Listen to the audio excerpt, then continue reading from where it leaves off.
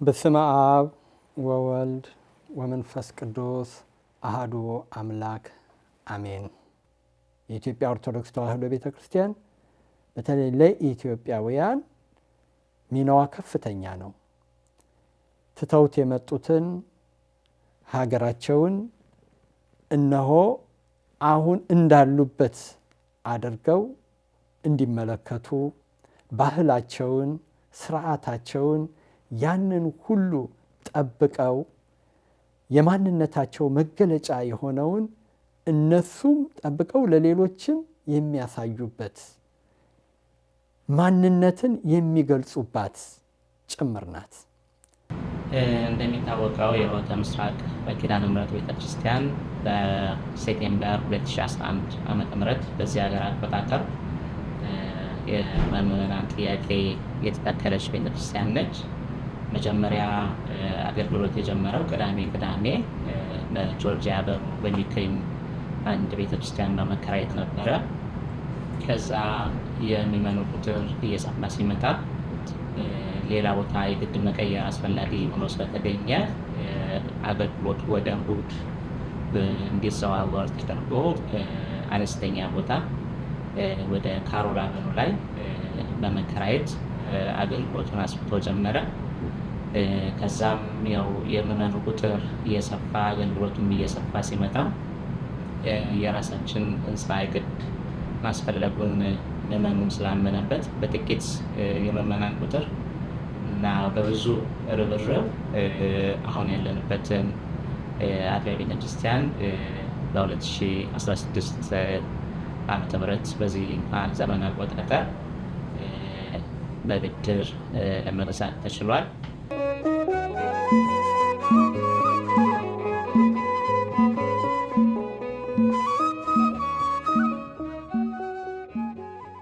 የኢትዮጵያ ኦርቶዶክስ ተዋሕዶ ቤተክርስቲያን በስደቱ ዓለም በውጩ ዓለም መመስረቷ መቋቋሟ ለምእመናኑ ትልቅ ጠቀሜታነት ያለው ነው። ይህም እንግዲህ በተለያየ ሁኔታ የሚገለጽ ነው። ከእነሱም አልፎ እዚህ ለሚወለዱትም ልጆች ባህላቸውን፣ እምነታቸውን፣ ስርዓታቸውን ይህንን ሁሉ አውቀው ተገንዝበው እንዲኖሩ ገንዘብ እንዲያደርጉ እምነታቸውን ቤተክርስቲያኒቱ ትልቅ ሚናን ነው እየተጫወተች ያለችው። ስለ ሆተ ምስራቅ ኪዳነ ምሕረት ቤተክርስቲያን የምወደው ነገር በጣም ፍቅር የበዛበት እና በጣም ቤተሰባዊ ስሜት ያለው እና ሁሉም ቦታ ስትሄጂ ሁሉም ቦታ ጥሩ የሚሰማሽ እና ብዙ ፍቅር ያለበት ነው የሚሰማኝ። በቅድሚያ ቅድስት ቤተክርስቲያን በሰሜን አሜሪካ ለእኛ ለመስማት የተሳናቸው ብቸኛ አገልግሎት የምትሰጥ ቤተክርስቲያን በመሆኗ ቤተክርስቲያን አስተዳዳሪዎች ምዕመኑ እኛም በፍቅር በሰላም በጣም ደስ በሚል አቀባበል ስለሚቀበሉ በእግዚአብሔር ስም ለማመስገን እንወዳለን። እንግዲህ የቤተ ክርስቲያናችን መንፈሳዊ አገልግሎት አንዱ የሥላሴ ልጅነት እንዲያገኙበት ሥጋ ወደሙ ተቀበሉ መንግስተ ሰማያትን የሚወርሱበት ማድረግ ነውና በዚህ ረገድ ቤተ ክርስቲያናችን እያደረገች ያለችው አስተዋጽኦ እጅግ በጣም ትልቅ ነው። መስማት የተሳናቸው ክርስትና ለማስነሳት እንኳን ብዙ ረጅም ርቀት የሚጓዙበት ሁኔታዎች ነበሩ። እነዚህ ነገሮች ማስነሳቱ ብቻ ሳይሆን ከማስነሳት በፊት ያሉ ብዙ ቅድመ ሁኔታዎች ያሉበት ሁኔታ በጣም ለመስማት የተሳናቸው አስቸጋሪ የሆነበት ጊዜ ነበር። ዛሬ ግን ያ ሁሉ ከሚገባው በላይ ቀለል ብሎልን ከሌላው ከሚሰማው እኩል አገልግሎቱን እያገኘን እንገኛለን። እግዚአብሔር የተመሰገነ ይሁን። ከዚያ አልፎ መስማት የተሳናቸው ንስሐ አባት ይዘው አንዳንድ ጊዜ ያላስተርጓሚ ሶስተኛው ግን ሳይገባ አባቶች እና ንስሐ የሚገቡ ልጆች ለብቻቸው ተገናኝተው ቤተክርስቲያን ጠይቀውን የምታስገድደውን ስርዓት እንዲፈጽሙ እያደረገች ያለች ቤተክርስቲያን ናት። ከዚህም በላይ ደግሞ ከመንፈሳዊ አገልግሎቱ በላይ ማህበራዊ ሁኔታዎች እንደገና መስማት የተሳናቸው በአብዛኛው እያካተተ ትገኛለች። እንደምታውቁት መስማት የተሳናቸው በማህበረሰቡ ለረጅም ጊዜ ሲገለሉ የቆዩ ማህበረሰብ ክፍሎች ናቸው።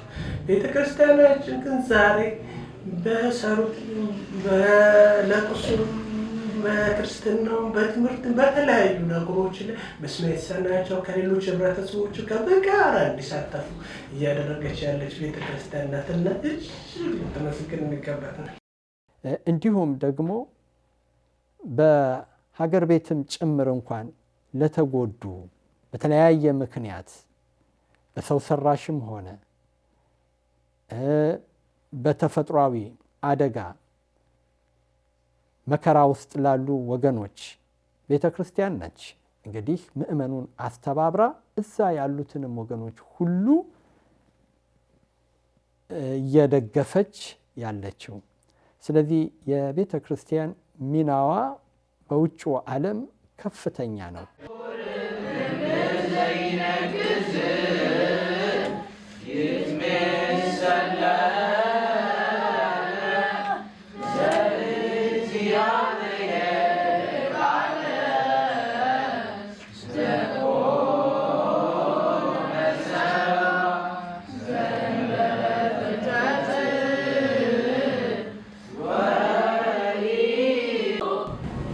ከዛም እንግዲህ ይህ አገልግሎት በጣም እየሰፋ የምእመኑ ጥያቄ እየበዛ ሲመጣ አሁን ባለፈው ዓመት 2024 ዓ.ም ዲሴምበር ላይ የቀድሞ ኬማርት የሚባለውን ህንፃ በብዙ ርብርብ ለዚህ ቤተክርስቲያን በንብረትነት ተይዟል ማለት ነው። ይህ ቦታ እንደምታዩት እጅግ በጣም ሰፊና ግዙፍ ህንፃ ያለበት ቦታ ነው።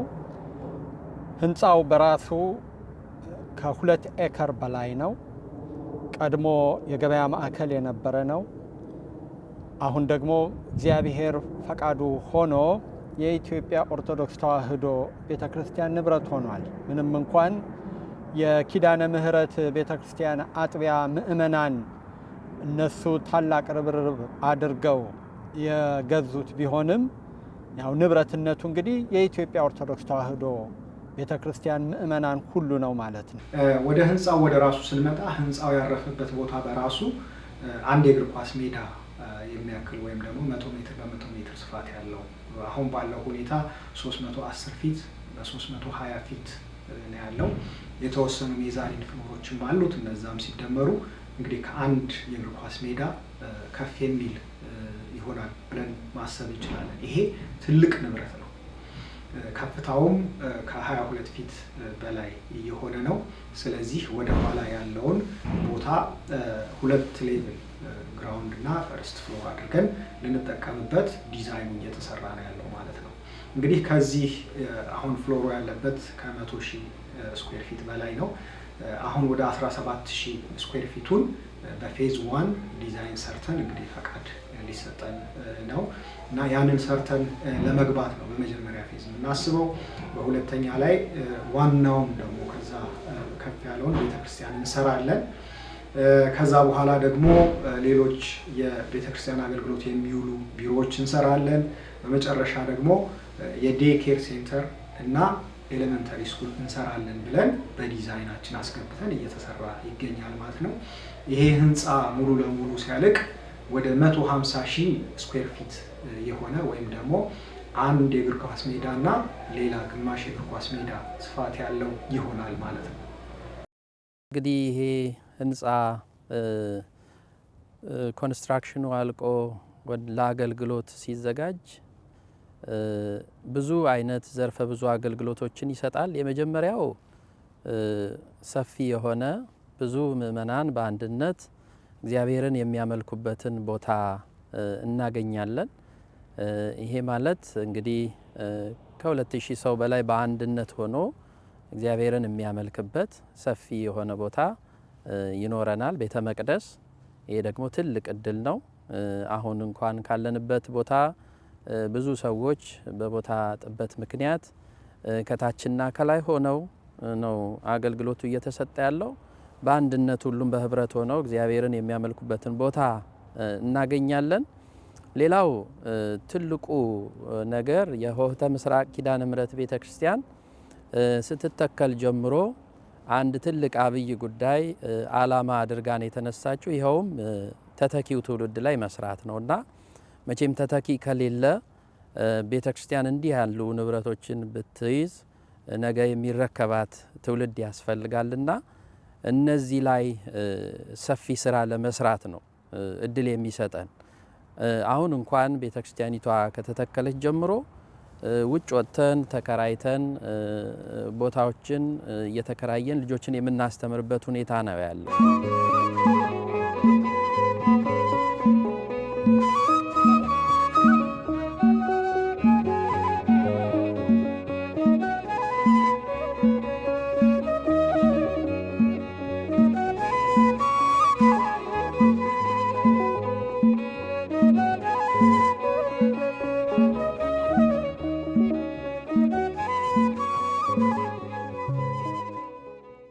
ስሜት ይባላል።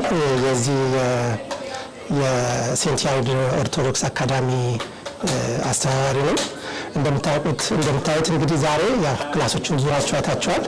ወደ 18 ክፍሎችን ተከራይተን እያስተማርን ነው ያለነው።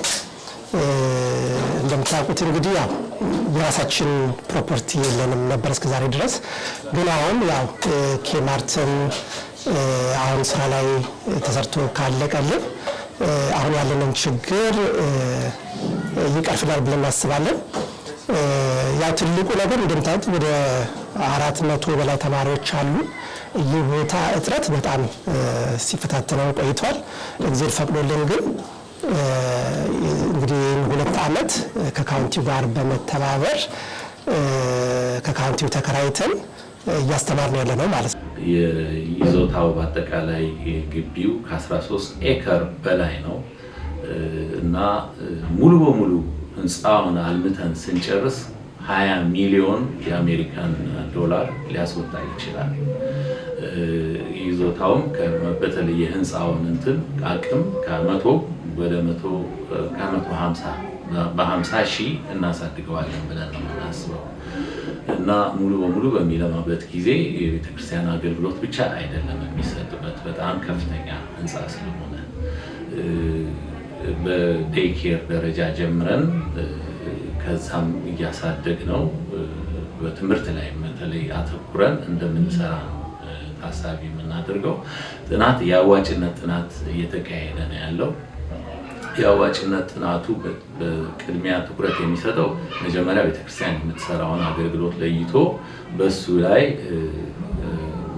እንድንሰራ ነው የሚታሰበው እና ያም የኢትዮጵያ ኦርቶዶክስ እምነትን ማስተማር፣ ያን እምነት ለኢትዮጵያ ኦርቶዶክስ ተከታዮች ብቻ ሳይሆን እዚህም ሀገር ለሚኖሩ ትውልድ አሜሪካን ለሆኑ አሜሪካኖችም ለሆኑ ስለ ኢትዮጵያ ኦርቶዶክስ ቤተክርስቲያን እምነት እንዲያውቁ በኮሌጅም ደረጃ ማስተማር የሚቻልበት ሁኔታ ሊኖር ይችላል። በዚህ ፕሮጀክት በዋነኛነት የተተኪ ትውልዱን የማስከተል ትልቅ ኃላፊነትና ድርሻ ስለሆነ የዴይኬር እንዲሁም ደግሞ የትምህርት ቤት ልጆቻችን በቋሚነት የሚማሩበት ትምህርት ቤት በዚህ ፕሮጀክት ውስጥ የተካተተ ነው። ለመልታይ ፐርፐዝ የሚሆን ሆል ይኖረዋልና ይህንንም ታሳቢ ያደረገ አገልግሎት ስለሆነ ምዕመናን በዚሁ በዲሲ አካባቢ የምትገኙላችሁ ይህንን ቤተክርስቲያን በመደገፍ የታሰበውን እቅድና ዓላማ እንድታሳኩ ጥሪያችንን እናቀርባለን።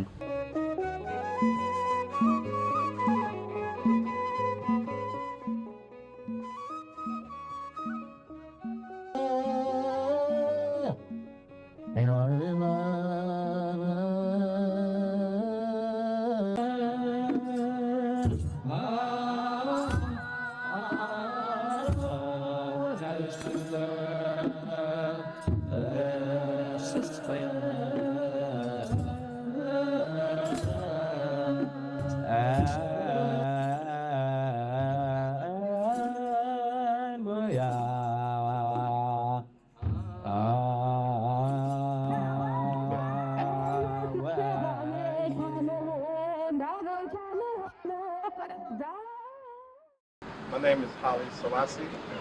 I'm a proud member of the Chihuahua Orthodox Christian Church here in Hinesville, Maryland. I encourage others to seek this path. It has been very enriching to my life. The new growth of the church, I think, is amazing. I encourage members of the church and the community, and I would encourage others to donate to this project. I think the growth is amazing, and I can see God is doing amazing things in this community. So I'm a very proud member of this church, and I encourage others to join and follow my path. እንግዲህ አዲሱን ቤተክርስቲያን መትከል በጣም ብዙ ስራዎች እየተካሄዱ ነው። የተለያዩ ፈንድሬዚንግ አክቲቪቲዎች እያደረግን ነው። ነገር ግን አሁን በጣም ብዙ ስራ ይቀረናል።